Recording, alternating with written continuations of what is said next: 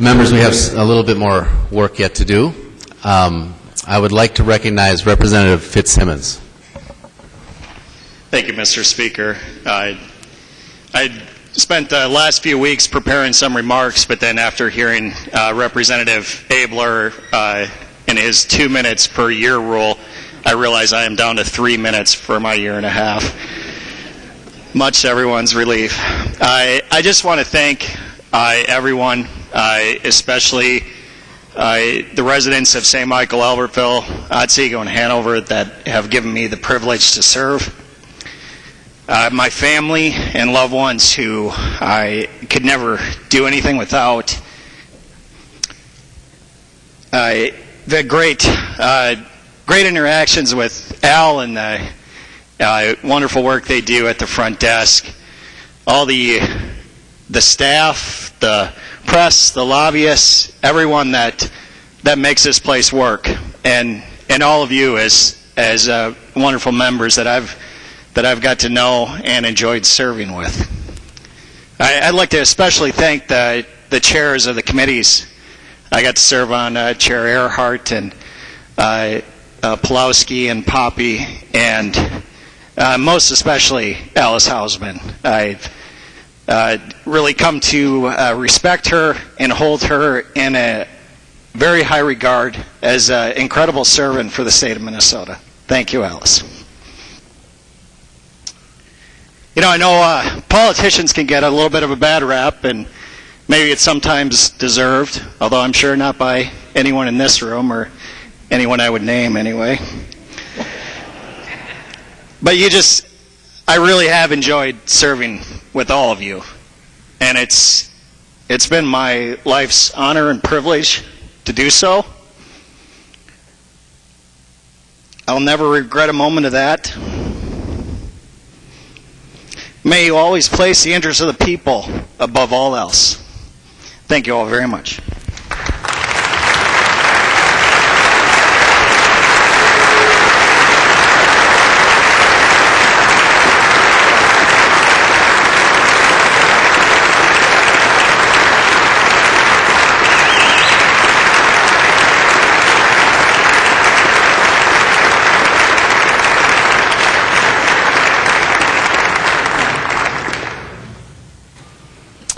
Representative Woodard. Thank you, Mr. Speaker. And over the last couple of sessions, I've heard retiring members say what a sad day this is. And I will tell you that it is a bit of a sad day, but it's also a day of new beginnings. And I have really enjoyed serving with this body over the last 2 sessions in the last 4 years. But it's time for me to move on. And I'd like to start by thanking my dad. My dad passed away a few years ago, and there's no doubt he's the reason I am the man I am today. And he lives within my heart, and he's the reason I decided to run in the first place. And I will never forget him. But I also want to thank folks within the body, to Chelsea Whitman, who has served 3 members very well. All 3 of us are leaving. It has nothing to do with you, Chelsea. You've done a great job. To Allie Ryan, who was my LA for a while as well and has moved on to Washington, D.C. And Rebecca Peichel, who was my very first LA, the very first person I met after we first came into session, my first term, and she helped make sure I didn't get into too much trouble. So thank you for that, Rebecca, and thank you very much for spending the day with me today. It means a lot to me. To Stacy Stout and to John Reynolds, who isn't with us today, he couldn't be here today. To Jody Withers, who is absolutely the best staffer I have encountered in the 4 years. He has kept me informed on what's going on and made me look good, and that is not an easy thing to do. To John Holquist, who when I was the vice chair under Chairman Cornish, he certainly befriended me early on and helped me through that process. And to Stephen Rubis, who promised me a hug if I mentioned him in my retirement speech. And to Susan Klosmore. Susan has become a close friend of mine and the Woodard family, and I appreciate all the help Susan that you've provided this caucus. To the members of the Scott County delegation, to Representative Beard, who's moving on as well, to Representative Albright, I think we've done a good job of representing Scott County. To my friend, Chairman Marquardt, my first term, I couldn't stand you. I thought you gave absolutely terrible speeches about property taxes. But in serving in education finance, it's been a pleasure working with you, Chairman Marquardt, and I consider you a friend. And for Chair Mariani as well. I have learned a lot from you, and I've learned one thing is that brevity in speeches also is a good thing. So I'll try to keep that in mind. To members who I served with during my first term who aren't here, Kirk Stensrud in particular, and my good friend Mike Lemire. I miss those guys a lot, and they really are special to me. But most importantly are my closest friends who really have served as the aunts and uncles of my kids over the last 4 years. To Joe McDonald, to Ernie Leidiger, to Joe Schumacher, to Tim O'Driscoll, and our newest aunt, the Woodard family, Tama Tice. I have enjoyed spending time with you in this chamber and outside the chamber, and you really are my dear friends, and I want to add Ron Krisha as well, who's a new member of the Catholic Caucus. And those of you in the Catholic Caucus know who you are. And the toughest part is to one of my closest and most cherished friends, Representative Kurt Doubt. The friendship we have developed will last long after even Representative Carlson has left this body. And that could be a while. It has been an honor to serve with you and for you to be one of my best friends. My fondest memory of serving, and hopefully a lasting legacy, has been serving on the Education Committee, and for Chairman Garofalo at the time, who allowed me to carry a bill that a freshman should never carry, and that's the Opportunity Scholarships Bill. And the interesting thing is, when we heard testimony on that bill, we obviously didn't all agree on that, but we had some kids from Cristo Rey, Minneapolis, who testified about what Cristo Rey meant to their lives. And I knew it was a special time when they testified. It was an important part of my service in the legislature, and it really moved me. But what I didn't know is the permanent impact it would have on our life when I was asked to start a Cristo Rey school and to actually put my words into action and to help kids who are not being served well in the current system and to get them off to college. And those kids at Cristo Rey, Minneapolis were the start of a journey that our family will be taking in the next chapter of our life. And I am very thankful to them for that. And finally, my most sincere appreciation is to my family. We all know this is why we're here, and that we couldn't do what we do if it wasn't for our family. For my wife, Donna, who spent quite a few lonely nights with sick kids while we were talking about important things and some not so important things on this House floor. And to my son, Tipton, who, as a result of some of the things that you people have done in his life, I'm confident is going to be very successful. He's got a full-ride scholarship to a very good university and an ROTC program, and I'm confident that one of those reasons is because of the character he's developed as a result of hanging around you guys. And so I'm thankful to each and every one of you for that. To my daughter Randy, who has spent many a nights asleep in the retiring room as she's done homework. To William, who you know, the Pages know, has helped out quite a bit when he hangs out here. To Charlie, who's here tonight as well and has done some good work as a Page as well. And to Kevin, who was born 9 months to the day after we were first sworn in my first session in 2011.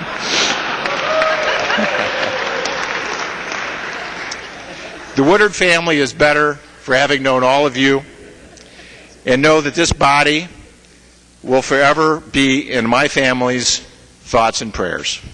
Thank you, Mr. Speaker and members.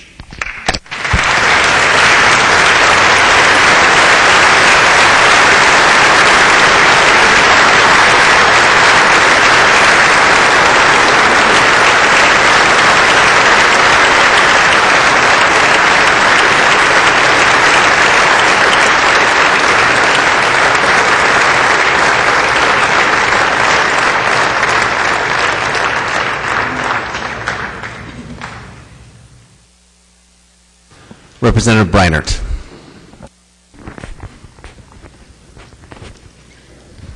Mr. Speaker, members, I'll do my best tonight not to talk about cut scores, civic centers, or career pathways, unless it's my own.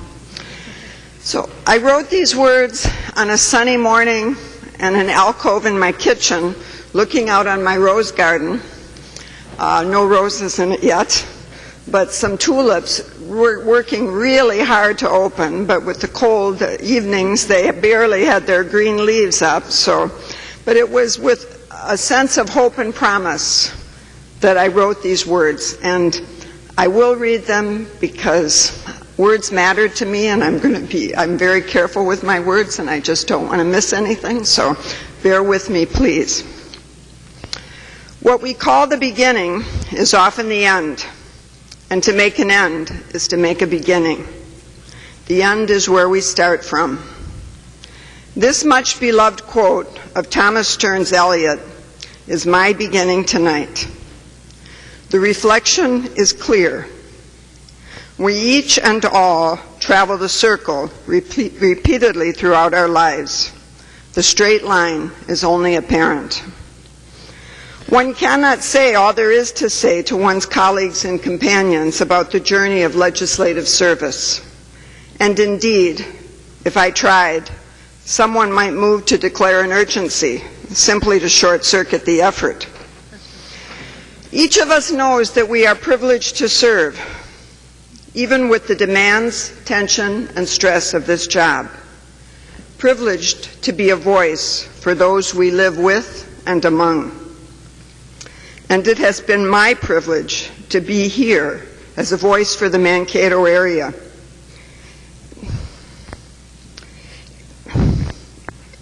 A community that I care deeply about.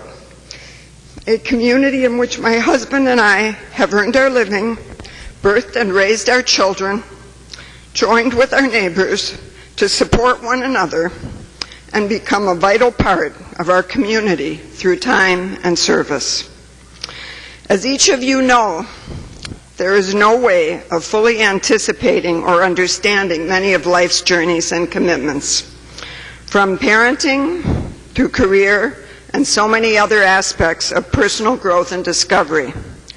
We clearly know the core of each, and yet the mystery remains. And so it is with public service and elective office. My first few weeks here in St. Paul in January of 2007 were both astounding and a bit overwhelming. I sat on 5 committees, many with relatively new subject areas. I didn't have the experience or intuition to protect 10 minutes for lunch or any prep time. That advice I now pass along to others through freshman orientation. So I had back-to-back appointments with people I hadn't yet met who wanted to know exactly what I thought about X, Y, or Z well before I had the proper opportunity to read, study, or inquire for myself about the issues involved. Of course, I learned. I ramped up, learned to avail myself of collegial expertise available to me, and determined when I should answer and when I should withhold judgment. And the House floor, well, that was an entirely different matter. Of course, at that point, I had very little understanding of the dynamics of the shift in legislative authority that had occurred that election cycle, as well as the particular personalities involved. My initial reaction was surprise, to say the least.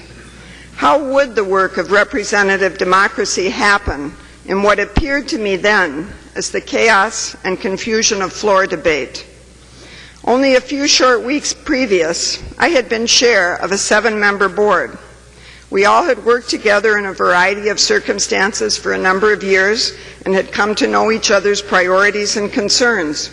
We studied together, listened to each other, sought community input, and made solid decisions based on a community-driven strategic plan. As we all know, a committee of 7 and a committee of 134 are somewhat different realities. It took some time for me to sort that out, And in the process, I have continued reflecting on the workings of representative democracy. Here I'll echo a theme we heard earlier from Representatives Halverson and Barrett, the sausage making. And I use that analogy as a vegetarian whose father and uncle were both butchers. I grew up as a child on Saturday afternoons working in my uncle's butcher shop. I was paid 50 cents for a day's work. I washed machinery, watched head cheese and blood sausage being made, so you can see why a person might have become a vegetarian later in life. So, the sausage making that is best appreciated for its product and not its process. Or Churchill's famous quote, "Democracy is the worst form of government, except for all those others." The philosopher Plato was always suspicious of democracy because of his own awareness of Athenian history. He saw that the rule of the people might move easily toward disorder and tyranny. Consider the death of Socrates. Hence, the most current caution regarding eternal vigilance is the price of liberty. Although the quote is often attributed to Thomas Jefferson, it's not likely that he said it. But it was spoken by many 19th century Americans and is likely traced back to Ireland. Regardless of origin, we know eternal vigilance to be necessary for the survival of representative democracy. And it is not only government that we are called upon to watch, to attend to oversee. It is the people and the communities that give shape to their governing structures. And the eternal vigilance is from and for each of us in our own task as the voice of the people. And I trust to each of you to carry forward that vigilance in your own representation.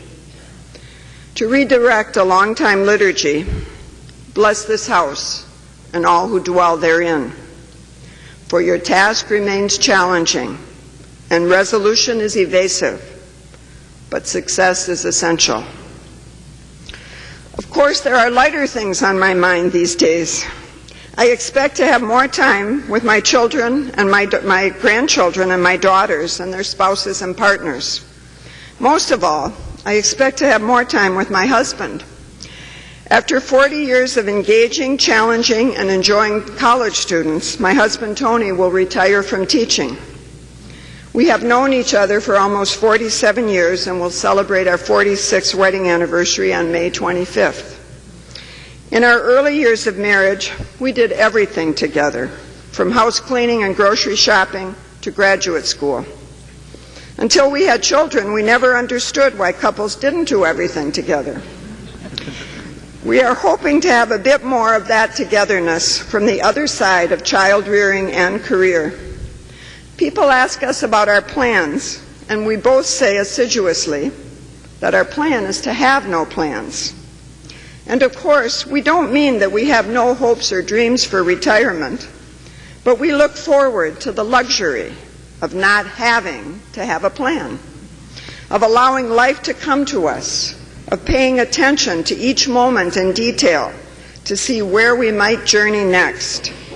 Without a doubt, we have books to read. I look forward to returning to the many classics I read in high school and college and seeing how they read from an additional 5+ decades of life experience. We have gardens to tend. We both love digging in the dirt and enjoying the vegetables, flowers, and fruits of our labor. We have roads to travel. But at this point, we see ourselves mostly in this great state of Minnesota, hiking and biking our river valleys and getting to know the lay of the land a bit better. Tony and I each have a pair of snowshoes that our children gave us this last Christmas that await some long winter walks. Most of the promises we have to keep are to ourselves and our children and grandchildren. To hold up our blessings, honor the incredible complexity and richness of life, and give gratitude for whom and what we are given. And with proper credit to Robert Frost for these allusions, the miles to go are the distance of our lives. and we have yet to fully know their length or their landscape. But we intend to pay attention, to greet those along the way, to help and be helped by them, and to be thankful for the journey. So I close with gratitude in mind and heart. It has been my privilege to serve with and among you. I have friends and mentors that have come to me in these years in the Minnesota legislature, both among members and among staff. You are more to me than I can know and name, so I will not name you tonight. But you know, and I am forever grateful for the challenges, the opportunities, and the kindnesses. And so, I will end in a new beginning. Mr. Speaker and members, thank you.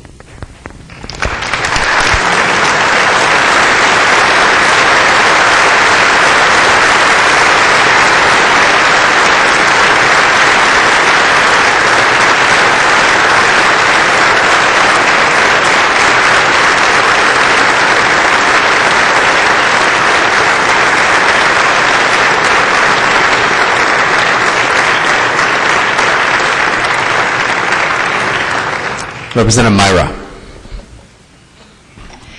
Mr. Speaker, thank you. Well, I decided yesterday that I would give a speech. I have been kind of busy the last couple of months and have really pushed the thought of leaving you all out of my mind. People frequently ask me, why seek to serve? And I tell a story of when our children were very little. Our twins were born when my husband and I really thought we were very old. We were very concerned about their safety, and so when our oldest daughter got her first bicycle, of course we got her a helmet. My husband got her pads for her knees and for her wrists. We told her all kinds of rules of the road, and we made some new ones up. And off she went. Oh, we also put training wheels on. About 2 weeks later, she called to me with the most cheerful and happy voice and said, "Mommy, look, I can drive just like you." And I looked up from my gardening to see my little girl with just one finger on the middle of her handlebars, waving to me as she sped by. And I said, "Honey, no, you've got to use two hands." 2 days later, I was driving down the road, and I happened very briefly to glance in my lap, and I learned the truth of what my daughter had said. She could drive just like me. I had only one finger on the bottom of my steering wheel. It was just a moment in time, but it was a powerful lesson to me that I have to live what I believe, not just say it. Serving in the legislature has been living what I believe. It has been such an honor and privilege, and I hope I can continue to serve. I am so grateful for so many of you here. Just looking around the room, the words you have said, the guidance you've given, the advice, the encouragement. Representative Holberg, I am so glad you're here. For years, you have given so much wonderful advice and help to me. And I want to publicly acknowledge that. You were such a huge help when I carried the transparency bill. Thank you. I'm kind of disappointed Representative Erickson isn't here at the moment, but she has been such an encouragement to me and allowed me to carry a bill on literacy that was my passion. And she included it in the education policy bill back in 2011. What an encouragement. She has been, was then, and continues to be. Representative Pulowski. Oh, you're gone too. Or maybe you're in back. What an encouragement he was to me as well. I had a digital learning bill, and it was about to go up in flames. And he offered to be a co-author on it. And he worked with me collaboratively and made it a better bill. And eventually went off this floor unanimously. I so much appreciate his work with me. Representative Davids, I just love your speeches, by the way, and you make me smile. And I really appreciate that you have supported my different tax bills. Representative Loon, I also want to thank you particularly for the advice you have given me from before I was sworn in, and the friendship and the sounding board that you have been. I want to thank my LA, Chelsea, and there's such a wonderful staff here. Man, you guys are good. Thank you. We rely on you. You're so important to us. John Reynolds, John Hultquist, Lisa Larson, Jody Withers, thank you so much for helping me through the years. Mr. Speaker and members, it has been truly an honor and a privilege to work with you. I hope to continue to serve, and I just can't bear to say goodbye. So until we meet again.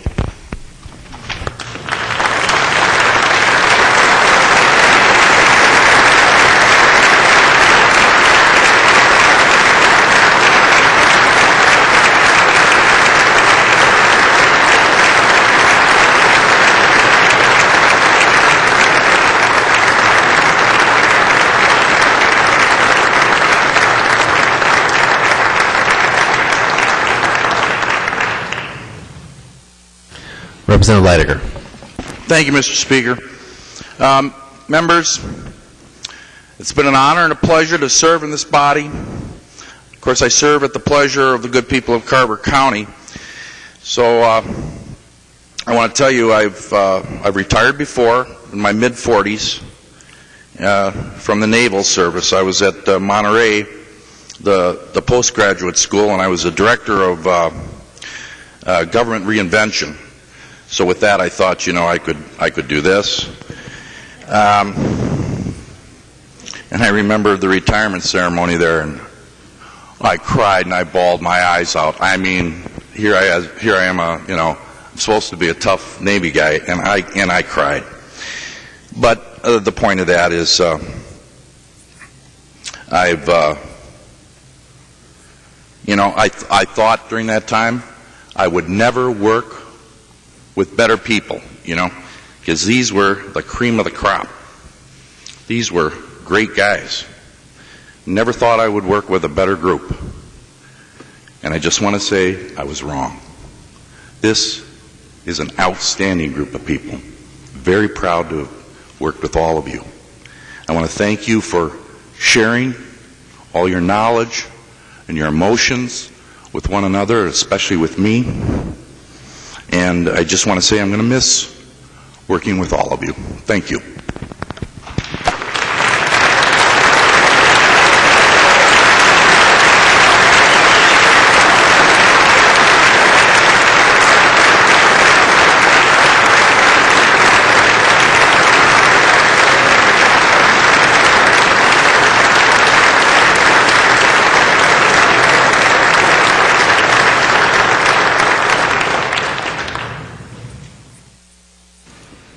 Representative Kieffer. Thank you, Mr. Speaker. I didn't even realize we were going to close out tonight. I thought I was working all weekend.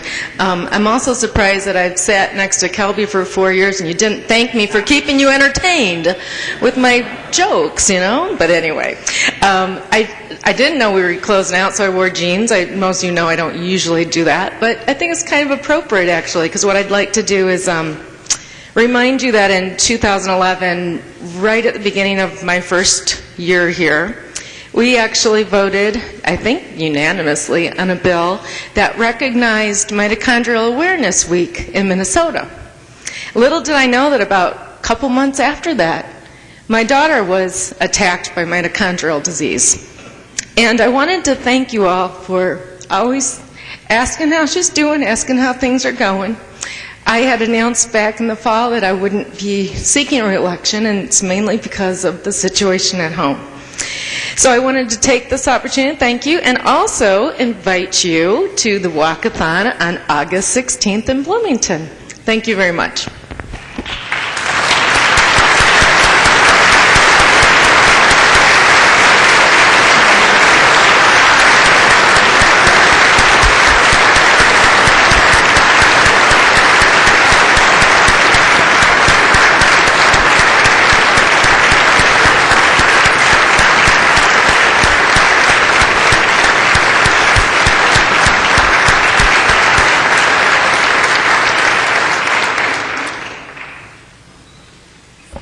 Representative Benson. Well, thank you, Mr. Chair and members. First of all, I'd like to thank my wife. We're going to be celebrating our 37th wedding anniversary this June. She lives here in the Twin Cities with me, and we're kind of isolated from our families. So she's made a really major personal sacrifice to allow me to serve here in the legislature. So that's my first thank you. Second thank you goes to the voters of Minnetonka, Plymouth, and Woodlands. And 8 years ago, not too many people thought a Democrat would be coming out of that part of the metropolitan area. So I appreciate their support these last 4 terms. I want to give a special thank you to Lil Polkamp, who has to be just one of the most tremendous staffers in the whole legislature. And I know many of you think you have the best. You're wrong. I had. And I also know one of the secrets for Lynn Carlson's great success, because she also works for Lynn Carlson. So, Lynn, I found you out. Now I know. In that regard, too, I'd like to thank all the people who work for the legislature here, the staff members, researchers, fiscal analysts, committee staffers, the chief clerks, staff in office, the sergeant of arms. And one of the things I always do when I have town hall meetings is talk to the voters who come and tell them that they have one of the best legislatures, I think the best one in the country, and it's because of the staff people who serve. And I don't want to hear any of you on television or in the papers talking about how bad Minnesota government is, how bad government is, because that means you're attacking these wonderful people, and I won't let you do it. I was thinking about all the people who've spoken over these last few years, and there were 2 people in past years that I especially paid special attention to. And some of you will know these people, I'm sure. Dennis Osment was a Republican who served for 28 years here in the legislature. He was Republican Assistant Majority Leader and Minority Leader. He served as chair of the Environment Policy and Ag Committee. I first met him in my second term when he was awarded a special recognition from the Nature Conservancy. I think Mr. Representative Ward and I were there at that meeting, and they're always nice to new members. You know, they want to make sure they keep voting the right way, so they give us a nice award. But Mr. Representative Osbert, when he left, made, I thought, a very important series of statements. And one of them was that he was very worried that our political system was moving towards more and more vitriolic, anti-political party movement. And in a democracy, that doesn't work. And he quoted George Washington, who said we should do everything we can to fight against the evils of political party cleavages and reproach, as George Washington said it. So I've tried to follow that example. And then Mr. Osmond also said one of the things we need to do is try to get to know each other better. That if you get to know people, you understand pretty quickly that even if their views are not the same as yours, they do have the best intentions for the state at heart. And it's hard to dislike people if you get to know them. Now, I have a little problem with that, being of Scandinavian, Norwegian descent. It's more difficult for me than maybe some to be so out and about and partying. But I made an attempt. The second person that I remember, and then I'm going to close this quickly because we have others who want to speak, and that was a Representative Cy Tao, who gave one of the best speeches I ever remember.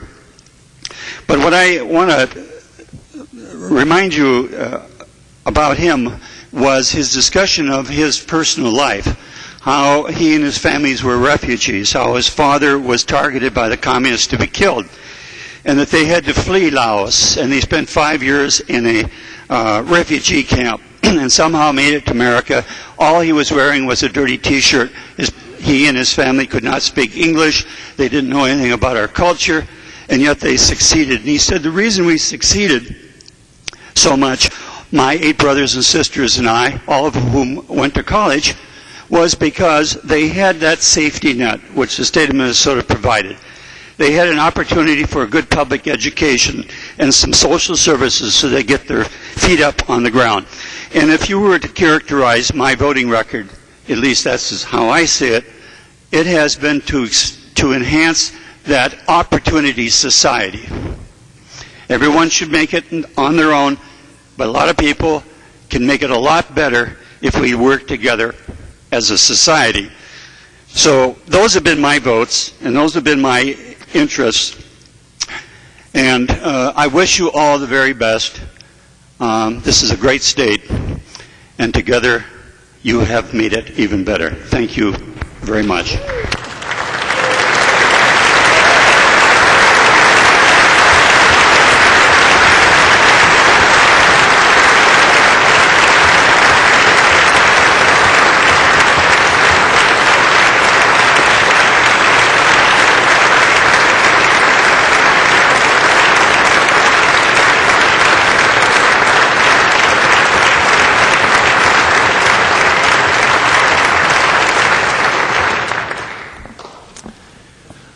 Representative Benson. Well, thank you, Mr. Speaker. It seems like the older you get, the faster time goes. It just seems like yesterday, in fact, 4 years ago, running the race and winning and getting to come to orientation for the first time, meeting all the new wonderful candidates who got elected and getting the orientation. There's 2 things that kind of stand out about the orientation. The first is, if you remember, it's a 2-day orientation and wonderful facilitators and so on. But the 2 things that stand out to me is, first of all, that I got coupled with a guy that I roomed with that snored so loud that I nicknamed him Chainsaw. And that's number 1, Chainsaw. And the second is, I remember traversing the steps of the Capitol for the very first time. And looking back over the city, thinking to myself, what an awesome responsibility. I guess I didn't really completely fathom all that really was going to entail until I got into the work and understood the important work that goes on here. It still is the most overwhelming feeling of the 4 years, that very first, the awesome responsibility that we're all entrusted with to do. I want to start off, of course, by thanking the individual. You can't do this without the love and support of so many people. So I, first of all, have to thank my wife. If you're married, you have a spouse that goes through this ordeal, as you heard already, it's quite a responsibility and a lot of work. And for my wife, at least, it was completely out of her comfort zone to attend political meetings and knock doors and ask people for voting for her husband. But after the 4th year, she got pretty good at it. But nevertheless, it is especially when you're an outstater, it is it's a real sacrifice. You know, we leave on Monday mornings, we come back on Fridays or Saturdays, and they carry on without us, of course. But thank you to Susan. Thank you to the volunteers, of course, that did all the work and helped me win elections and be here. Their help, of course, made it possible. Thank you to the constituents of the district, placing your trust in me for 4 years to represent you. An awesome responsibility to be the person to have that trust. My prayer is that I kept to the convictions, I kept my promises, and I represented you in the way that you elected me to. And as I remember the first few days, weeks, months as being a new legislator, I'm awestruck by how this all is not possible without the staff that we have. Amazing staff. From the LAs, I had 3. I think maybe I chased them away, Pam and Kelby. But started with Mitzi and had to Allie too. But for the last year and a half, Chelsea's been putting up with me. So thank you, Chelsea. You're in the gallery tonight. Your cheery smile as I traveled from home on Mondays was invaluable to know that we could start the week off again and make it through it again. The staff that makes this possible, especially when you're a new legislator, it's like drinking through a fire hose and trying to assimilate all the things that... I remember one thing that Representative Garofalo said, and it made a lot of sense during the orientation, that is, freshmen are to be seen and not heard. And there's a good reason for that, because you really don't know the ropes. You don't know them especially until you've been adopted by some of the staff and made comfortable. There are 2 that I really got to thank, Joe Marble and Mark Nicely. Well, you guys got your favorites too. You know how much work they do, and it's impossible to do this job without that work. And Chairman Murphy, yeah, it was probably Joe Marble giving me most of the questions that I asked that was probably an irritant in your committee. He's still going to be here. I'm leaving. But I love you.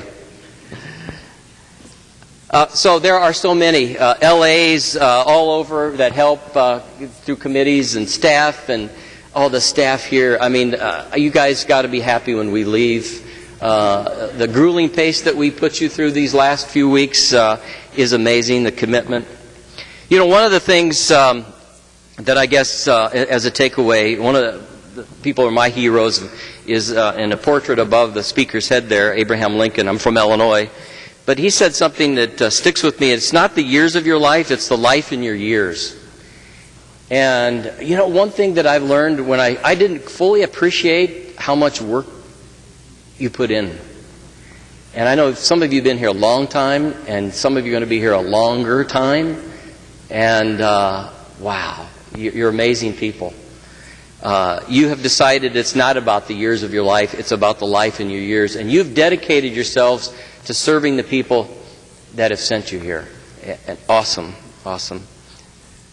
You'll probably hear it in the paper. Maybe you won't. I don't know. But one of the things I've been saying, and this is not an indictment of where I think we were in terms of my first term and the second term.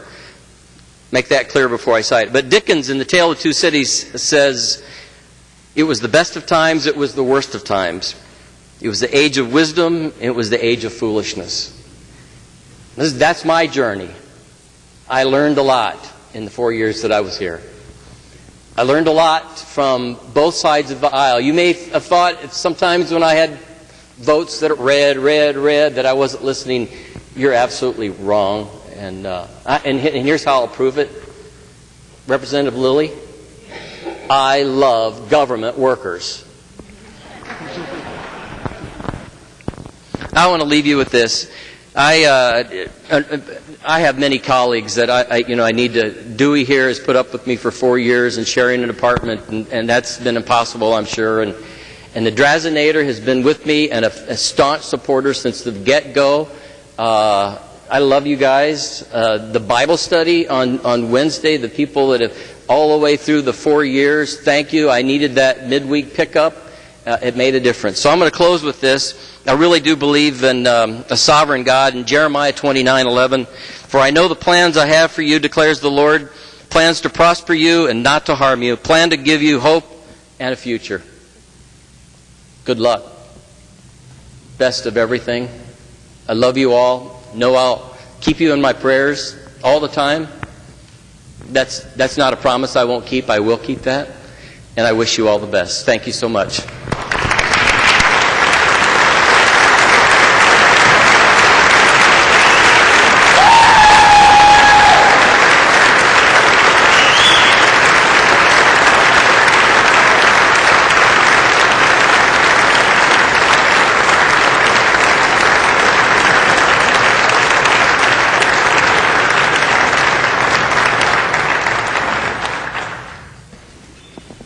Representative Beard.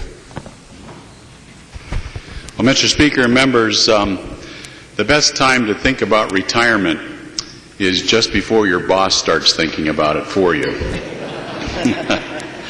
I'm going to refer to a couple of bosses here that have been thinking about it. First of all, the voters in the district I've been privileged to represent. I don't know that they're thinking about it so much. They've sent me here 6 times, and I've run against some very worthy DFL opponents, and they continue to send me here with healthy margins, and for that I'm terribly honored and flattered. There is another boss. That would be the lovely and fetching Mrs. Beard.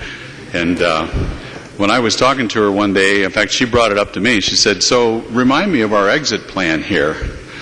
And I said, "I don't recall that I had one. I guess I hadn't given it much thought." And she said, "I remember it was a decade. It was a decade.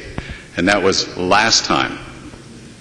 But of course, there is a terrific sense of entitlement, at least in this legislator's heart. Not entitlement, excuse me, responsibility, obligation. Those are the words I'm trying to say. The obligation to the people that I represent, to Scott County, county of which I'm very proud. And at that time, my good friends, Representative Biskins, you'll remember him, and Senator Roebling had both been here, I think, 14 and 16 years, and they were itching to turn in their spurs and move on. And I didn't think it was probably the best thing to do to just say, see you at the same time with them, all 3 of us going at once, and leaving Scott County in rookie hands of like Albright, Woodard, Myhra, and people like that. So I thought I'd stick around for a couple years and be the dean of the Scott County delegation. I hope that's worked out well. And I'm very proud of the people who came along to represent Scott County that now make it possible for me to honor the other boss's request and say, we'll see you later, and move on with my life. When I grew up in the mountains of central Pennsylvania in Clearfield County, all those years ago, I never saw this in my life. As my life has kind of unfolded, sometimes I wonder how it happens, how this happened. I'm amazed and humbled that God has given me the privilege, the awesome privilege of serving in this amazing place as a state representative. Wow, what a deal. Never saw it coming. Here it is. I was elected in the wave election of 2002. Mr. Speaker, former Speaker Zellers, I think there were like 41 of us that came in here that year. Boy, talk about a learning curve. Talk about rookies in the place. We were a handful. There's still a bunch of us here. You saw some of us get our pictures taken here tonight. It was quite a class. We have a U.S. Congressman came out of that class, Congressman Keith Ellison. 2 Speakers of the House came out of the class I was elected in. Speaker Thiessen, Speaker Zellers. It was quite a class. Still is quite a class. When I first got here, though, I didn't know nothing about nothing. I'd been on city council, I'd been out of politics for a while. I knew this was a really cool place to serve, a magnificent building, 41 brand new freshmen that I came in with. And as I was learning the ropes, there were a couple things that stood out to me, and somebody told me when you give a retirement speech, try to tell a story and leave some advice for those who are going to be here after you walk out the door. So I'm going to tell this story, and it involves everybody's grandma in this place, Representative Mary Murphy. My first year here, I must have looked like a loyal trooper that could take orders because Representative Swigum sent me a bill called the Excelsior Energy Project. Because I like coal, don't I, Representative Hornstein? Yes. So, like a good trooper I was, I read up on it. I learned all about the Excelsior Energy Project, and I started carrying that bill through the process. And I was taking my lumps from all the usual suspects and wondering, why was I carrying this bill and how did it fit into the bigger picture? I hadn't quite caught on yet. But the bill made it to the floor, and it made it to the floor, I believe, in a form of an amendment that was going to be amended onto the Prairie Island Reauthorization Bill. Did I mention I like nuclear power, too? I just am aglow with all this stuff. So here I am sitting at my desk. Actually, I was sitting right over there about where Zach is sitting, getting ready to pitch this amendment about this glorious clean coal plant and all this stuff, figuring that this was going to work because, after all, Senator Tomasoni was carrying in the Senate. I was working with salty Iron Range Democrats. They thought this was a good deal. I really like this bipartisan thing. I was working with Iron Range Democrats. Hold that thought. There's a lesson here for you new kids in just a moment. So here I am getting ready to pitch this, and I feel a tap on my shoulder, and I turn around, and it was Representative Murphy. And she said, "Representative Beard, my name is Mary Murphy. I'm from up in the Duluth area." She said, "Did I ever tell you you have a lovely voice? Have you been in radio?" I was immediately smitten with the woman, obviously. Somebody with such discerning taste and obviously good discretion. And I said, "Well, actually, yes, I did a little radio. Why do you ask?" She said, "Well, enough about that. I want to ask you about your bill." She said, "I don't like your bill. But I want to tell you that I'm going to ask you two questions, if I may. I want to ask you this, and I want to ask you the other thing. Can I do that?" I was blown away. I said, "Yes, please, and thank you," so that I could think up cogent and reasonably intelligent answers. So the debate went on. Representative Murphy stood and asked if I would yield to a question, my first big bill, and we had a nice exchange. When the votes were counted, almost all the Republicans voted for it, all the Iron Rangers voted for it, and everybody else voted against it, and my amendment went on. And that, Representative Falk, is how I became the champion of Excelsior Energy, because I did a deal with the Iron Range Democrats, and I'll get somebody for that one of these days, because I've paid a price for that every day since, and I say that tongue firmly in cheek. But if you're a new kid, and an Iron Ranger comes to you with a deal, Representative Metza, watch it. They're a different breed of cat up there. I know they're DFLers, but they're special kind of DFLers. They're fun to do a deal with, but just watch it. I could tell you about the liquor bill and the 2 a.m. bar closing and how that happened to me. Representative Kahn, I remember standing on the floor going, "Representative Beard, weren't you the Christian newspaper guy? I carried this bill like for 11 years and I couldn't even get it out of committee. And here I was on the floor with a liquor bill.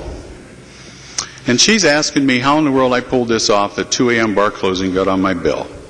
Well, I mentioned it was my freshman year, and I didn't even know where all the bathrooms were. I'm still not sure how that happened, except it had something to do with the State Patrol, the police union, the hospitality industry, and Governor Palente. Next thing I know, I'm now the champion of the 2 a.m. bar closing bill. And I remember you saying that to me, and I remember turning to you and saying, "Please don't tell my mother what I'm doing here today." There's a little more of that story, because my Marine, my youngest son, came home from Iraq in the summer of 2004, I think it was. And he went down to the U of M, down to Stubb and Herb's, to hang out with his buddies. And of course, he's living on his own now, but at about 1 o'clock in the morning, my phone rings, and I see it's his number, and I'm thinking, "Oh my goodness, what's up?" And I answer the phone, and he goes, Dad, did you carry a liquor bill and make the bars close at 2 a.m.? And I'm thinking, it's 1 o'clock in the morning. Why is he asking me this? And he said, "Well, I'm at Stubb and Herb's," and of course he's a young fella, so they card him. And the bartender says, "How are you related to Mike Beard?" He goes, "It's my dad." "Why?" He says, "Drinks around the house for you, buddy."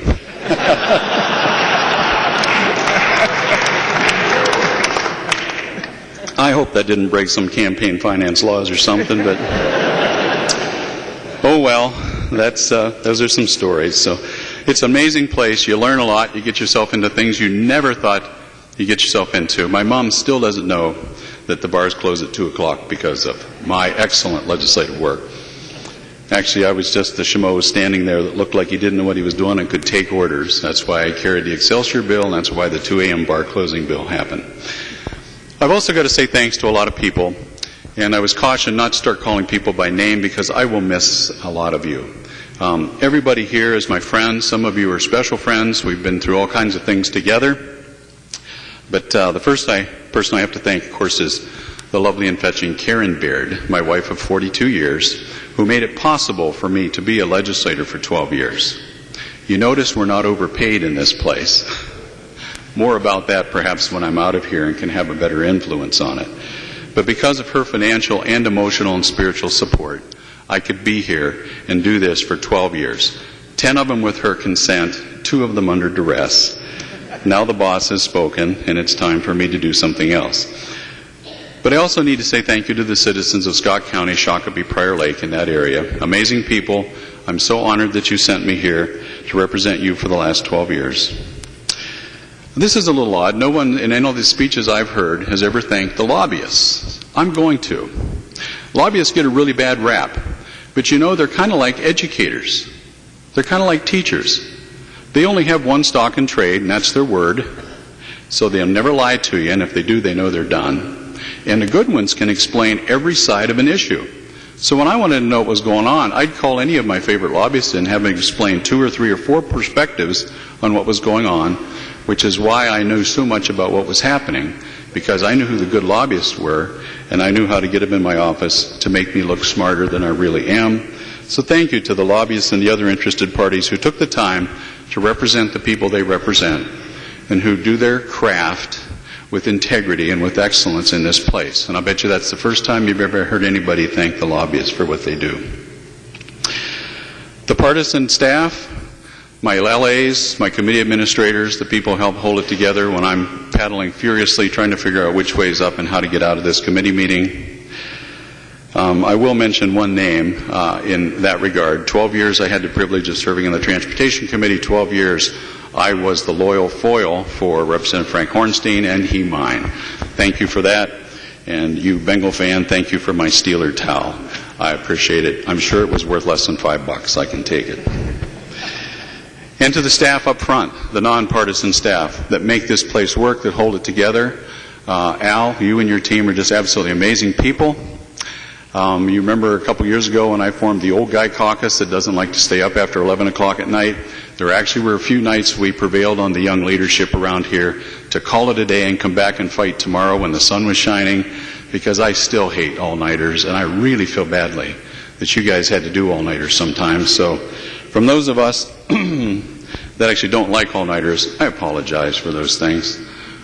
Mr. Speaker, thanks that we didn't have too many of them this year. And to the minority leader, thank you for deferring to the old guy caucus that gets cranky, wants to go home and go to bed at 11 o'clock. I appreciate that, and I'm sure there's a lot of people around here that do. My former colleagues, I mentioned Claire, Mark, the new guys, Eric and Tony. Thank you for doing such a good job and making me comfortable, at least in knowing I'm leaving a very competent team to take care of Scott County. Woodard, I'm really sorry to see you go, but I'm sure the new guy is going to make us forget you in a big hurry. So in conclusion, it's been an honor to be here. I'm looking forward to the next phase of my life.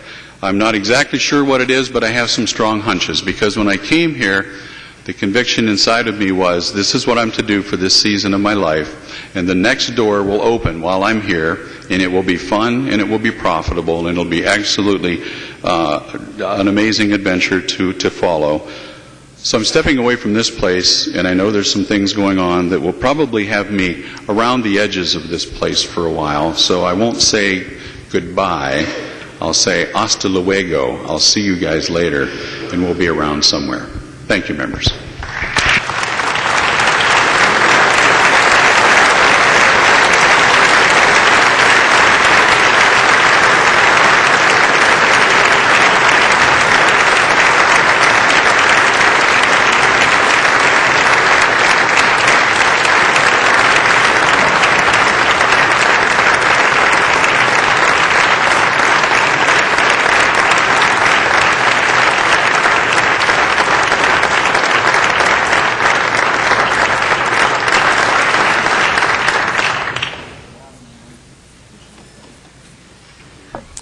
Representative Holberg.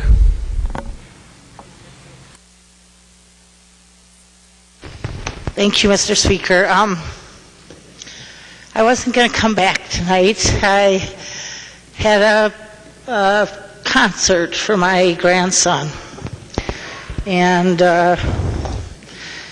I called when we were done for the evening, and Aaron said we were still going, so I guess I shouldn't have been surprised it took you so long to get done. But anyway, 2 reasons why I came back, and one being my mother, who said, you got to go back. And one, the 4 and 5-year-olds at Wood Park Montessori School. And I'll get to that in a minute. I remember the first time here, sitting in that chair where Representative Hamilton is, and sitting down, and Greg Davids was where Representative Hackbarth is now. And I love Greg Davids, but he didn't introduce himself. He didn't ask my name. He took one look at me and said, don't touch my desk and don't let your papers cross this crack.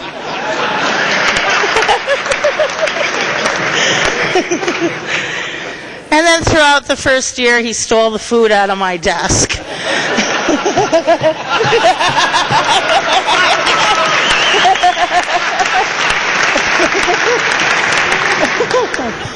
But I still love him. And I love this place. And I was thinking of some of my favorite memories and some of the people that aren't here anymore.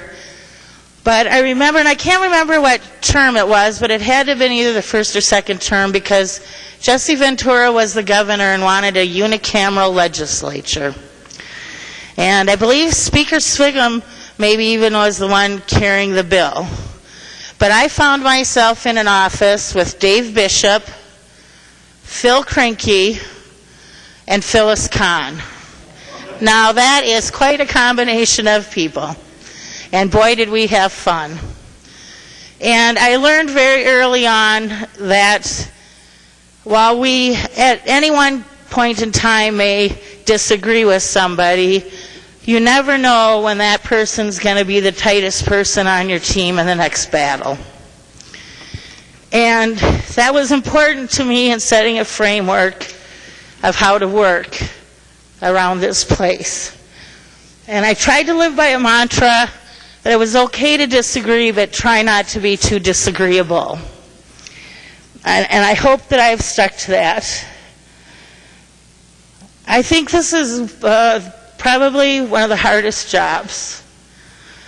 And I think Speaker Zellers probably gave me the hardest job ever, trying to solve a $6 billion budget surplus without raising any revenue. And I know for sure that for the people in this room, I told you no way, way, way more times than I told you yes. And I hope you'll forgive me for that. And earlier today, the words of Representative Scott and Representative Loon, thank you for those. And the term of a dead mother, you might have been a little too kind with that characterization. And I sit here in the dog pound, and I'm probably going to get in trouble, and hopefully the press doesn't quote me on this, but it has been a pleasure being the top bitch in the dog pound for 12 years.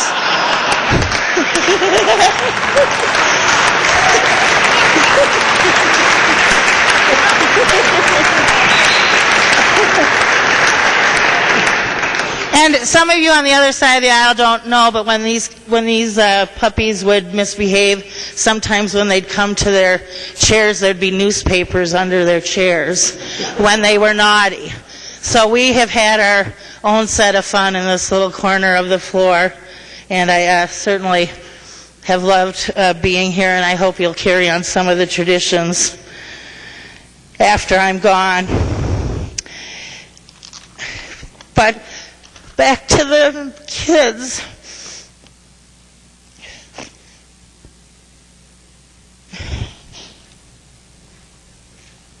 At Wood Park Elementary. They were 4 and 5 years old, cuter than you can imagine, all dressed up with the room of all the parents, and there was 5 or 6 that were graduating from the kindergarten program, and at the end they had little red graduation caps and gowns. And they were so cute, but they started their program by singing the Star-Spangled Banner.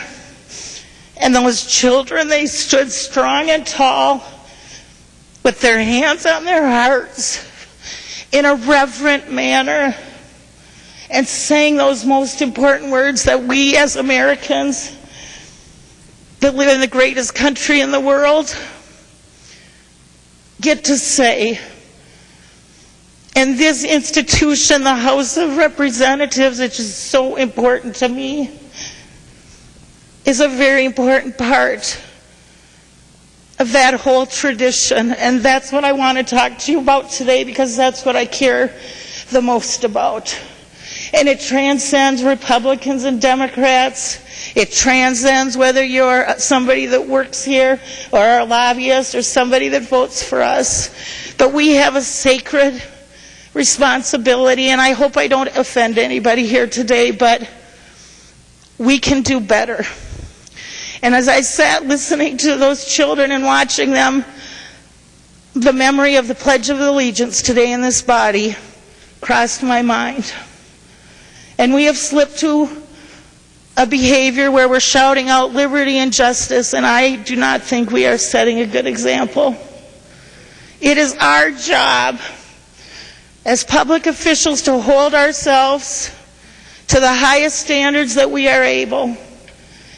And when one of us does stupid things with Twitter or misbehaves, it reflects on all of us.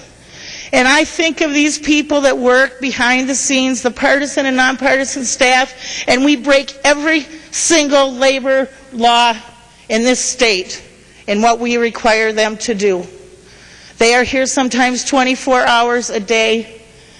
The things that they do because they care just as much. I just want to remind you that the House of Representatives is more important than any partisan battle. It's more important than winning and losing. I think of the good Ed Burdick, and I can't remember how many years he was here. Al can probably tell me how many years you've been, and I could back off the number.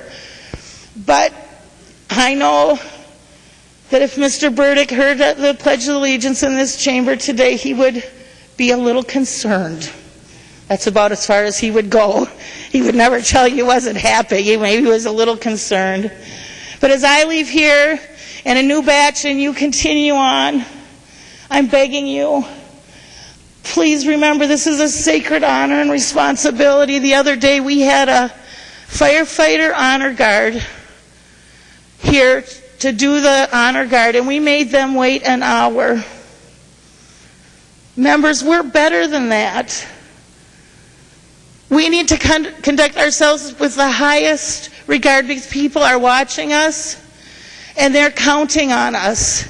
And we all make mistakes and nobody's perfect. Before you send out that dumb tweet or make that dumb comment, remember that the public at times can't discern one for the other. We're a bunch of politicians down in St. Paul, and sometimes we look pretty stupid. And usually it's only because of the behavior of a couple. And so as I leave here, I hope I don't sound that I'm too chastising, but I look at over the last 16 years, and I think, quite frankly, we've slipped a little. And so next year, when the new batch is here, remember those 4- and 5-year-olds standing straight and tall, singing with all their might the Star-Spangled Banner and what they believe in our country, and our responsibility to set a good example and implement policies that are good for the health of our state and conduct ourselves in a manner that our values and our standards and our integrity cannot be questioned. Because we owe that to the people that vote for us, and we owe that to the people of the state of Minnesota, and most importantly, we owe it to those super cute little 4- and 5-year-olds standing on that little stage, singing their hearts out with the Star-Spangled Banner. I'm not leaving yet. I got a few more months, probably do a few more things. It's been a great time. I've made lots of friends I could never name. All the people that have affected me in positive ways. I've learned something from everybody. But I just ask you here today, take pause. All of us can do a little better. The Minnesota House of Representatives is the best institution in the state, if you ask me, and we should keep it that way. So thank you very much.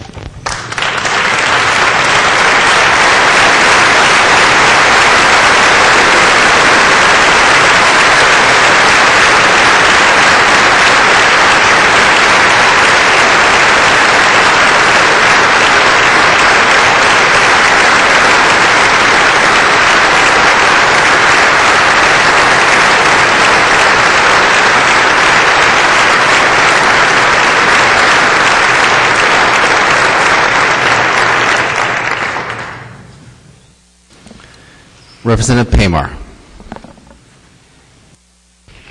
Mr. Speaker, members, I guess I won't hear anymore the member from Ramsey. This will be the last day. I heard it earlier.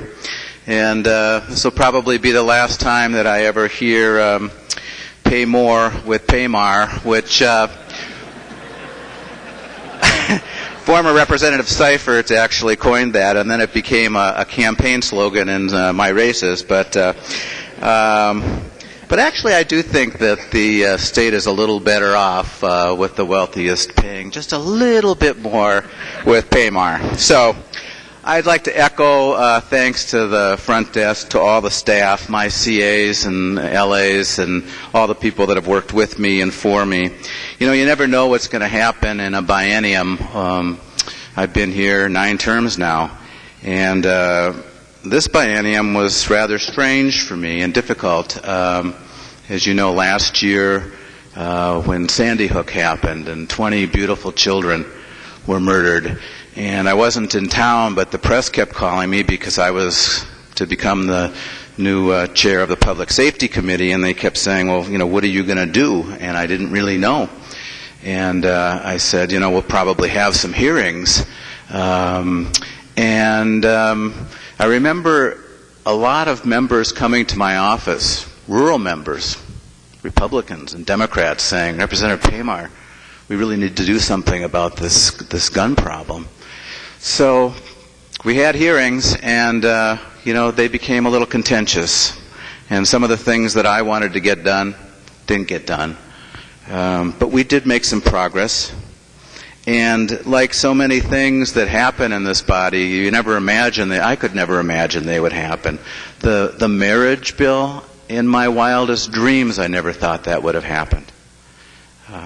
And I really believe that the issue of gun control is not a dirty word, and we will address this issue again in the future. Because I really believe that people who should not possess firearms should not be able to buy them without a background check at a gun show, over the internet, or from private parties. But I don't want to be remembered as the gun guy.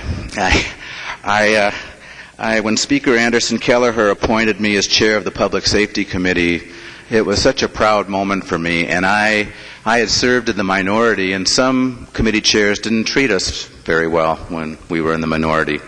And I vowed that I was not going to be that way.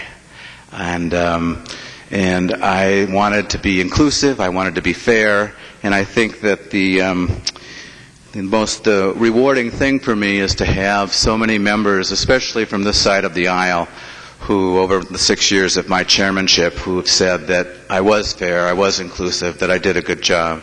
And I really appreciate that. When I came to the Public Safety Committee, Representative Smith was the chair, my friend, the late Representative Smith, and we fought together, we laughed together, we talked together, we shared the chairmanship. But I am proud of the paradigm shift that's happened on public safety since I've had the opportunity to serve here, because when I came here, it was lock 'em up and throw away the key. And that was the mentality, not just in the legislature, but in the country. But I took some risks, the committee took some risks, and we're doing things a little bit differently. You know, we're funding intervention programs, we're funding youth intervention, we're funding reentry programs so prisoners can reintegrate back into society. We're funding mentoring programs for kids. We're doing things around prevention that I think is going to make a difference. Representative Ward, my seatmate, and he is a real mensch. And if you don't know what a mensch is, it's a Yiddish word for a good person. And he paid me a very nice compliment and at our last committee hearing that he remembered my dad, who was a weatherman up in Duluth, and he used to be the mayor of Proctor, and he was saying, your dad, if he was alive today, would be proud of you. And I know he would be. And so would someone else, my mom, who's also passed away, and she sat right up where Representative Dabney sat when I was sitting over there. She sat right behind me when I was sworn in. And she would be very proud of me. She came all the way from California. She was sick. She had bad kidneys, and things didn't get much better for her. But she came here, and I just hope that to you new members, and there's so many of you, I hope you feel as proud of this institution, the good and the bad, and there is a lot of good, and there is some bad. But I hope you feel as proud of this place, and I hope you feel as rewarded as I do when you retire, as I do this evening. And I'd finally like to thank my partner and the love of my life. I don't know if she's watching. I know she's watching. Laura, and for standing by me and encouraging me all these years. And leaving here is bittersweet. Tonight it's more sweet than bitter. But I will forever be indebted to the people of St. Paul and my District 64B for giving me the honor to serve in this great place. Thank you very much.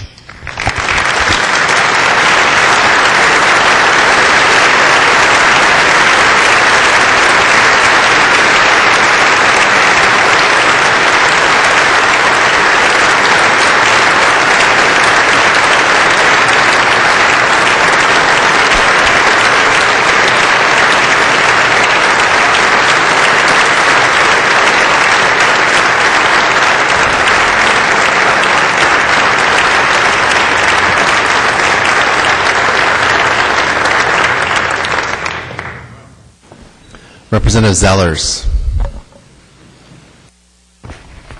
Thank you, Mr. Speaker and members. What an honor, what a privilege, and what a ride. As many of you, if you hadn't heard, it's probably the third most commonly known thing on the House floor. I grew up in North Dakota. Representative Gruenhagen served on a school board, and Chair Carlson chaired the Education Committee. But growing up on a farm as a kid, I was always taught to never forget where you came from. So for those of you that have been in my office lately, and the latest one's a little smaller than the last one, there's a picture behind the chairs when people sit and visit. And if you haven't seen it, it's not some weird art. It is the last 7 miles of what we on the farm call an oil road, leading to the 5-mile gravel road, to the farm that my relatives founded over 130 years ago. And my grandpa, who my son Will is named after, said, "Son, never ever forget where you came from.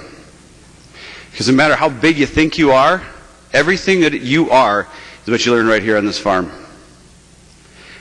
It meant a lot to me to name my son after him, because he was a great part of my life. He was, well, let's just put it this way. He made Representative Loon look like Shaquille O'Neal. Short little guy, stubborn Irish, Scotch Irishman. But he taught me all the great lessons in life.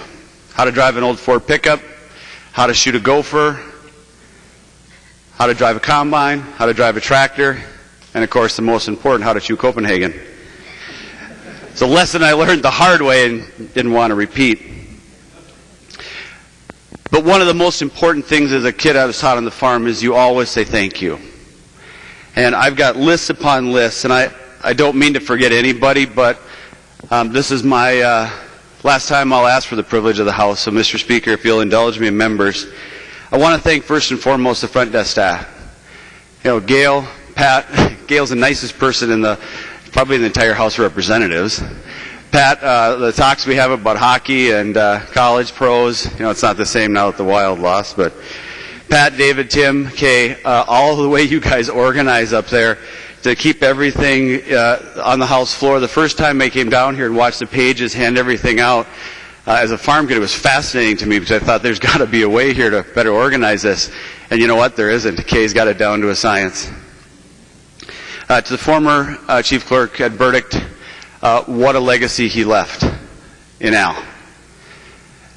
From my first days here as an instigator, trying to maybe cook up a few amendments or some procedural motions to mess with the majority, to the day when a crazy pastor with a pink ponytail and a tracksuit comes in and tries to screw up the House chamber. I'll never forget on that fateful day when I went to Al and said, well, this is not going to be fun, but we haven't started session yet. What if I just turn off the board, we wrap the gavel again, start over like it never happened? Do you think that's possible? Well, no, Mr. Speaker, I don't. Said, well, shut the lights off because that's what we're going to do. You taught me not only the beauty of this place, but the gift. And this is a gift. Don't ever, ever, ever take for granted the people that sit in front of you right there, but the people that are up above you who put together the amendments, that put together all the things that we craft down here on the floor. And there's one lasting legacy that we fixed. Each day now, nobody here thinks of it. The senior members will remember, but you push your green button when you check in. A few years ago, everybody thought it would be kind of funny. Well, I don't want to be here, so I'll check in as red. Well, little did you know that upstairs, that meant a whole bunch of work for the people in the back office. So we tried very hard for first. There's some of you who are a little more stubborn. Everybody just sign in green. Then they don't have extra paperwork upstairs. So little things like that, if you will appreciate those folks, as Mary Liz said, they do so much for us down here. My LAs, I had several of them. I'm surprised many of them aren't receiving combat pay right now. One of them really went off the rails and is now sitting over here to my right, Representative Mack. Margaret Van Heel, who one lobbyist described as she's the nicest person in the world. She's told me no 4 times for a meeting, and I still feel so good about it. Rachel Stuckey, who has been putting up with Joe Hoppy, Tara Mack, and I this year, and probably some extra struggles with some conflicts and scheduling this year. Bless you for all your help. And somebody who's not here tonight, Mike Held, who, if you knew that there was pizza in the back room, would be here right now, but Mike isn't here, but thank you, Mike. For those staff members who aren't here, but who were an integral part of not only my time as Speaker, but in the minority as well, Chaz Anderson, who is the smartest, most determined, hardest working, best educated staff member you've ever seen. A perfect bookend for Ian Marsh, who is as cool as the other side of the pillow. Guy's blood pressure never got up here or never down here. They were a perfect team. Jody Boyne, who made me, on paper, sound a heck of a lot better than I could ever speak. Kevin Watterson, who I think actually set the bar for Twitter all across North America. I'm now reluctant to say, knowing that Stephen Rubis is going to hug Kelby Woodard, to say Stephen Rubis, but Stephen Rubis, Bobby Patrick, and Dan for coming and door knocking, for all that you've done both on Tax Committee and on the Commerce Committee where I served. Some of my former colleagues who, you know, this place leaves a mark on you each and every day, each and every year. And I'll never forget Bill Queasley, a.k.a. No Neck Queez, said to me as a kid, "Hey, fool," because as a freshman that was my name. "Hey, fool, when you go to the Capitol, walk up the front steps.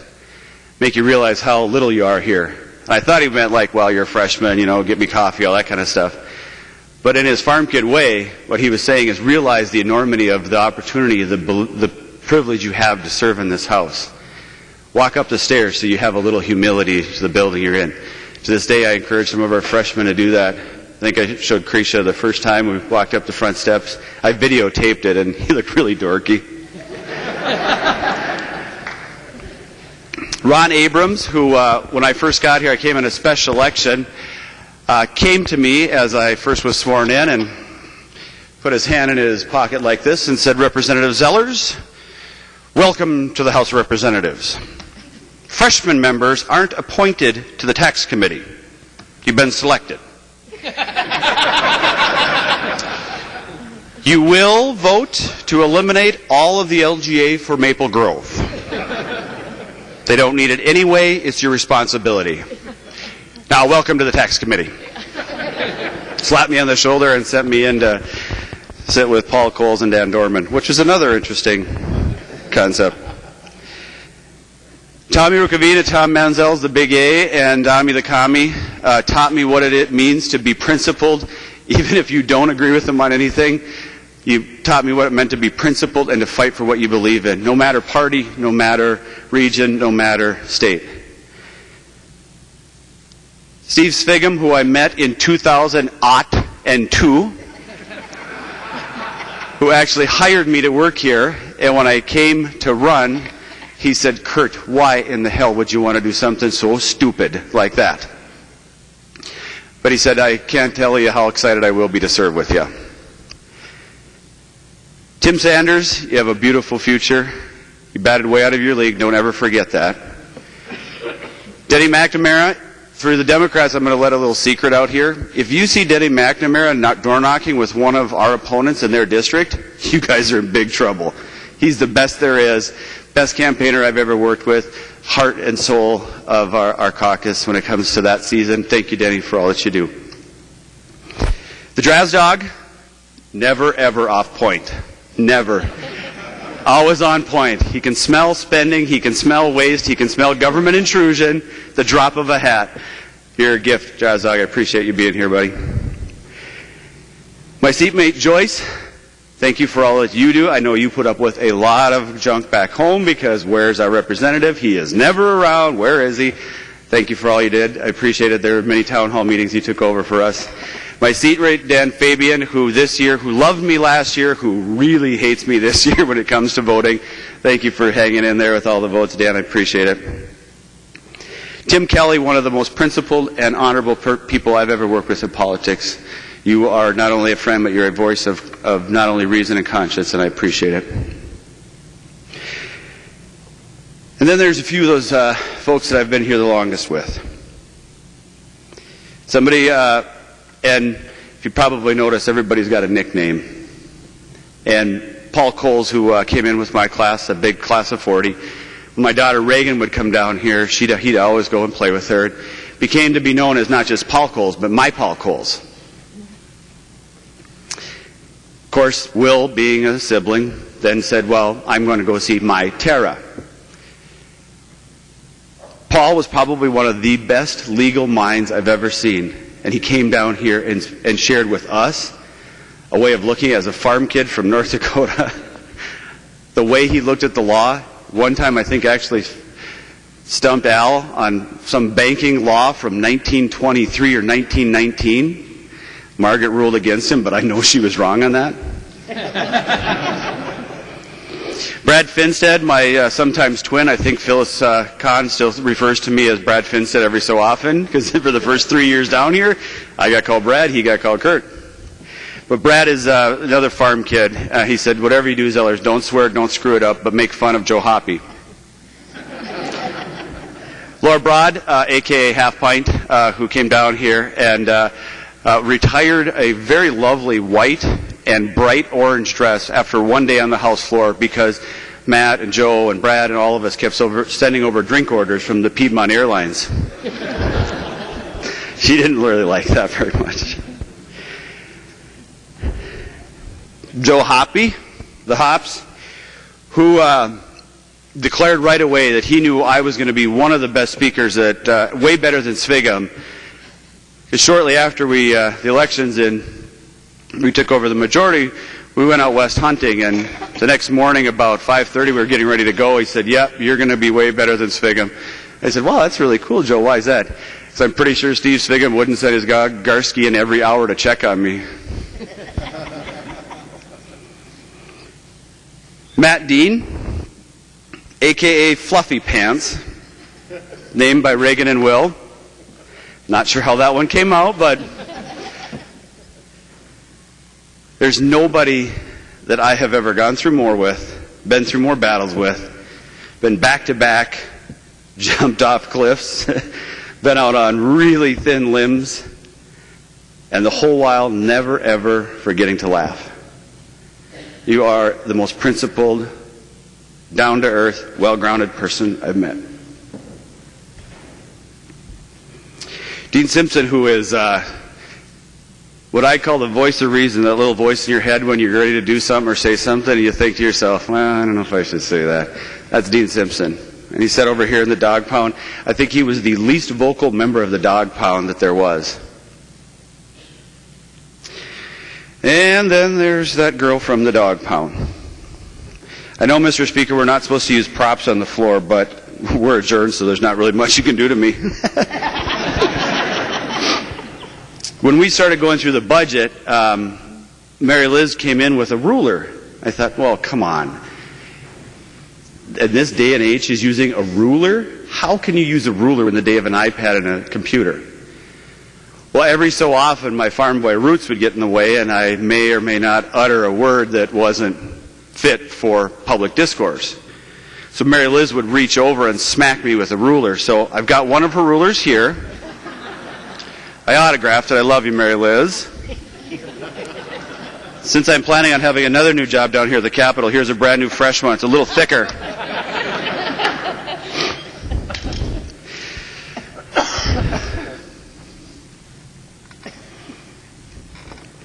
I can never, ever begin to thank you enough. You made me a better dad, made me a better man, made me a better friend. Of all the people that I've come across in this great place and in life. And we're not supposed to cry. You told me that. I will kill you if you make me cry. I've been afraid all night. Thank you from the bottom of my heart.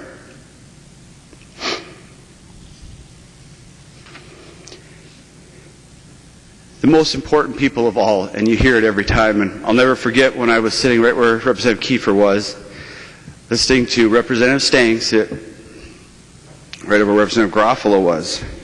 And he told the story about his son saying, Daddy, will you please come home?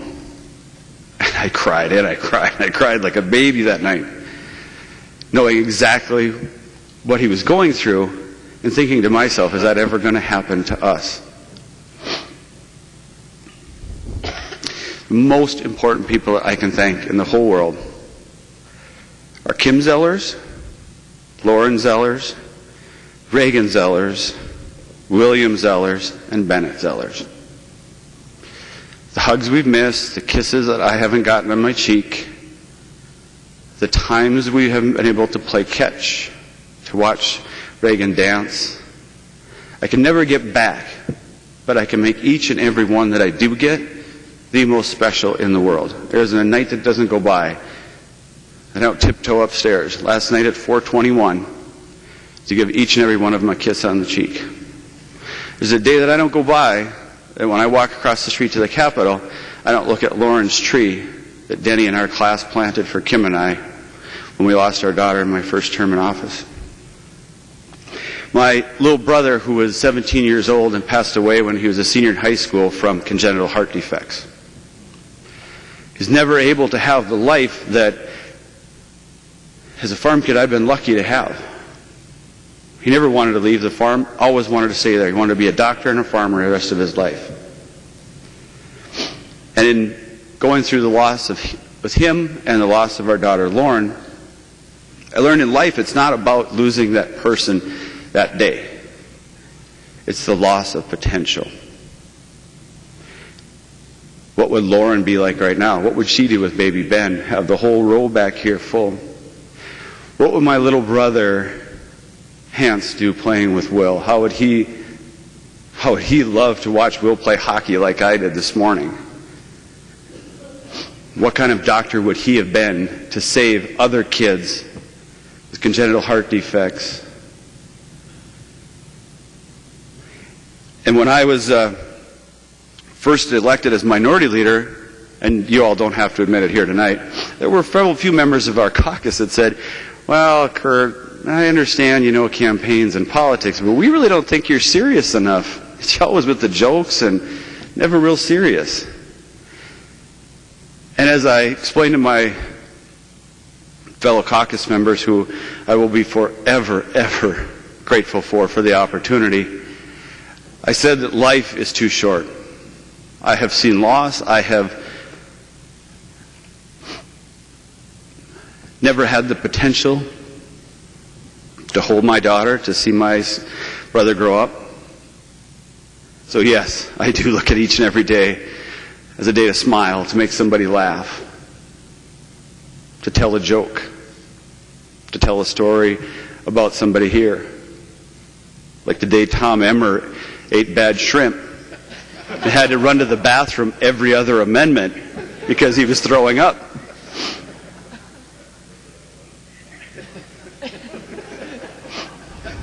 Mary Liz laughs hard because it was really funny.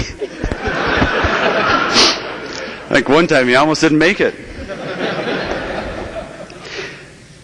My wife says that's my defense mechanism of getting too emotional about it, but it's because of what I've seen and what loss I've seen is that I do want to make sure each and every day that remember to laugh, remember to treat each and every day as a gift.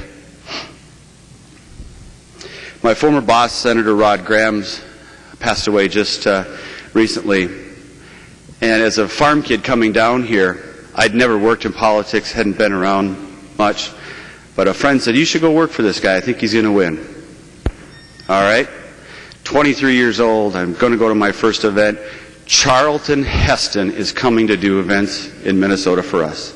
Moses in Minnesota. So being my very first event, I didn't want to screw it up.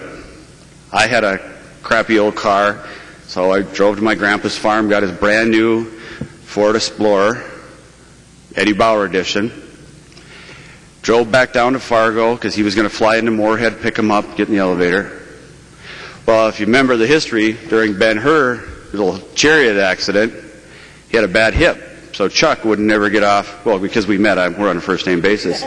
Chuck would never get off the plane and walk, so we pulled him up there, get him off the plane, put him in the seat next to me, and I look over and think, my God, it's Charlton Heston. As we're sitting there, he's trying to fumbling with the seatbelt. My God, the seatbelt doesn't work.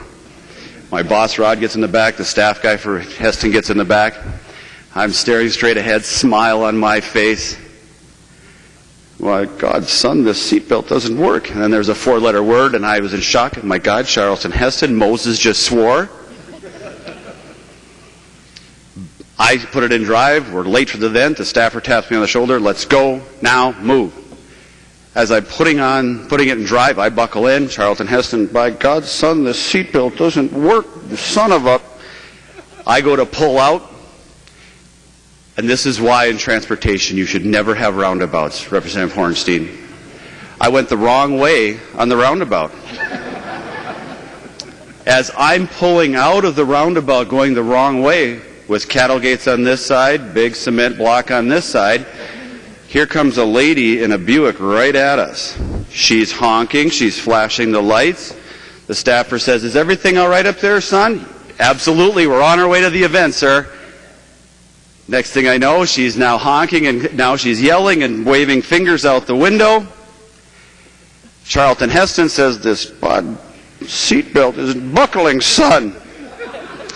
As we go by, and the mirror on my grandpa's truck and the mirror on that woman's Buick scrape by, Rod says to me, son, are you sure everything's all right? Never better, Chief. We're going to be on time. From that day forward, Rod Grams taught me some of the best things about being a public servant. He was a true statesman. He was a true and honorable man who I was privileged enough to travel around this great state for almost 7 years. Not being from here, I grew to love Minnesota. This institution that you all hold in your hands today and tomorrow, never ever forget how precious it is. Life is absolutely a gift. Never miss a minute, never miss a chance to say hi, never miss a chance to smile, never miss a chance to say I love you or I appreciate you. One of my favorite sayings, I'm a big Teddy Roosevelt fan, not just because of the park, but I like his style. One of my favorite sayings, I'm sure you've all heard it and read it, is about the critic. It's the critic not the one who counts, not the man who points out how strong man stumbles or where the doer of deeds could have done better. Credit belongs to the man who is actually in the arena, whose face marred by dust and sweat and blood, who strives valiantly, who errs, who comes up short again and again. Because there's no effort without error and shortcoming.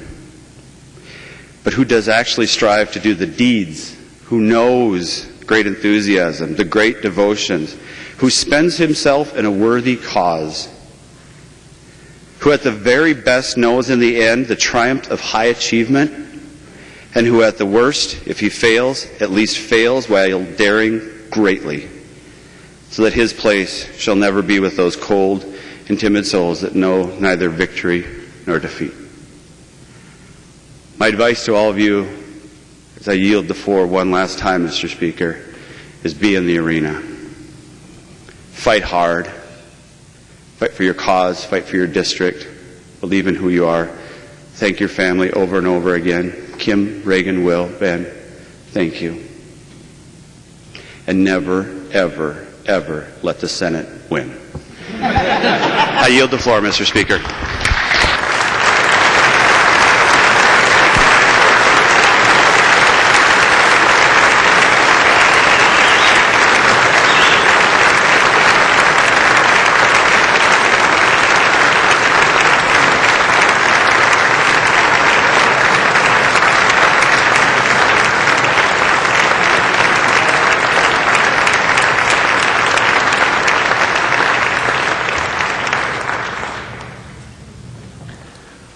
Representative Huntley.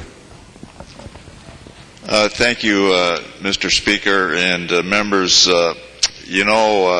Mike Charbonneau made up this list, and he put me last.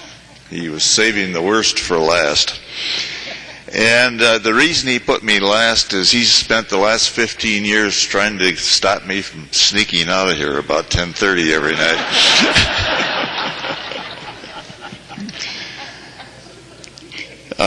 But my only goal in the speech tonight is to make it a little briefer than Jim Abler did this afternoon. And I'm not going to talk about other members, but I am going to talk about some staff people that I've been involved with here.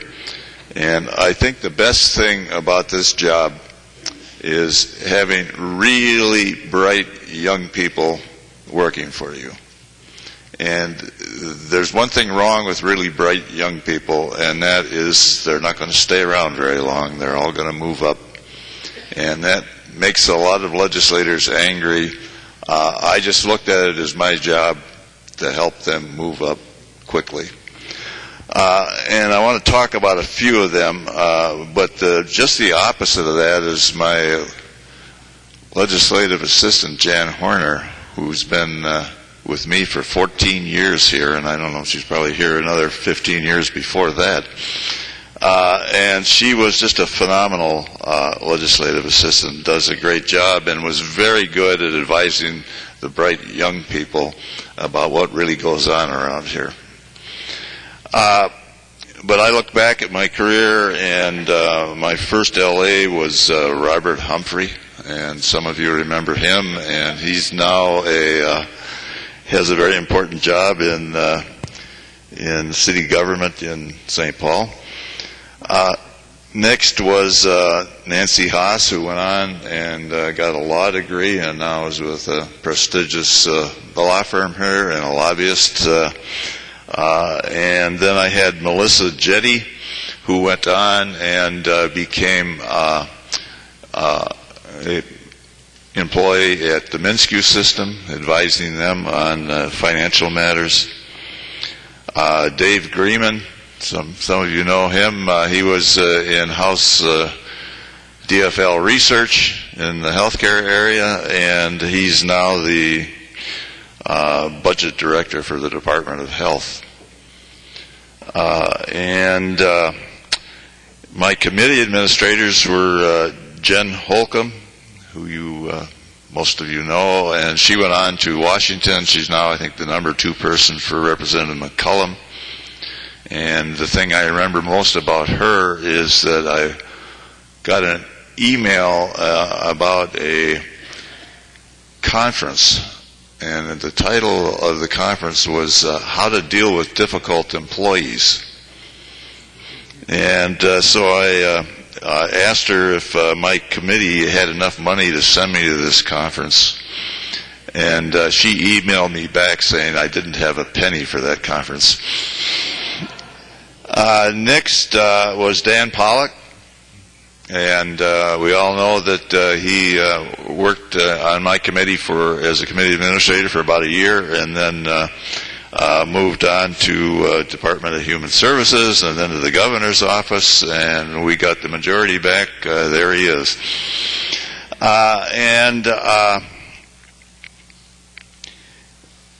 My current committee administrator, Lucy Morgan, has been my committee administrator for these 2 years, and she's done a phenomenal job. And strangely enough, I received an email a couple of days ago, and it was to invite me or somebody else to a conference on how to deal with difficult people. Not difficult employees, difficult people. So I'm offering Lucy the opportunity to go to that conference, because that's what she has to do. Her whole job is dealing with difficult people. So those are the really bright young people that I've worked with. But then there's Mike Charbonneau. And does anybody really know what Mike Charbonneau's job is?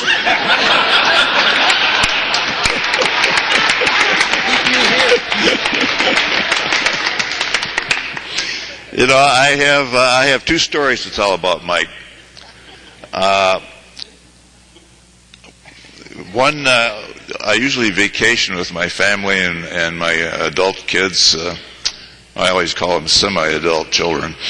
But in Jackson, Wyoming, in Jackson Hole.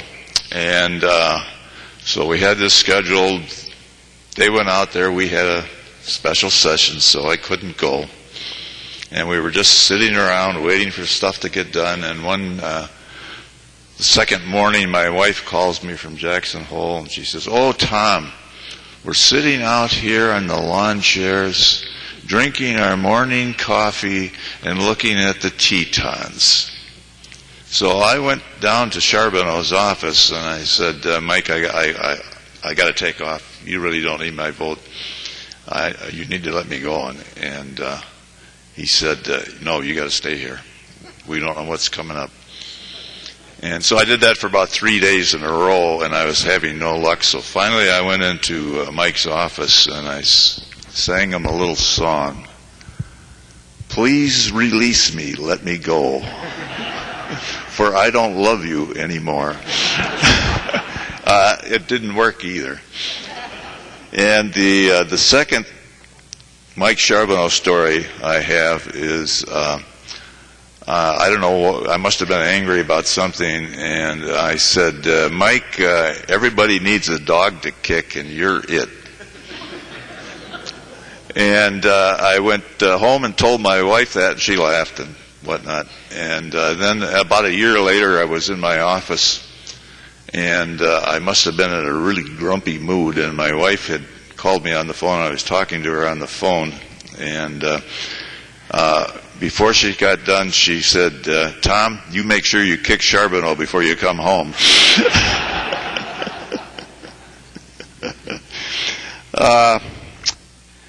Anyway, with that, I want to say that I've really enjoyed my time here, but there comes a time when it's time to move on. And I want to read you part of a little poem. I have to put my glasses on to read it, but I'm sure you've all heard this one, but this is just the last part of the poem. "The woods are lovely, dark and deep, but I have promises to keep, and miles to go before I sleep, and miles to go before I sleep." So thank you, Mr. Speaker, and thank you, members.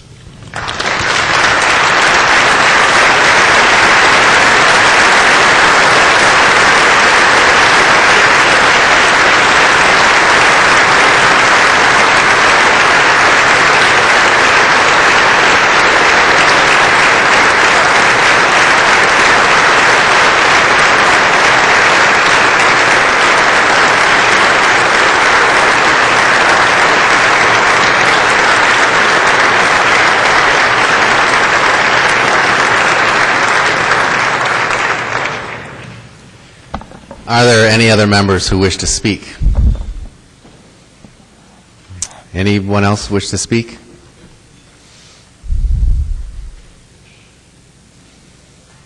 Okay. Well, I would just, I think if we could join me in giving a round of applause one more time to the staff for all their incredible hard work. They really do amazing things. If you could join me in doing that.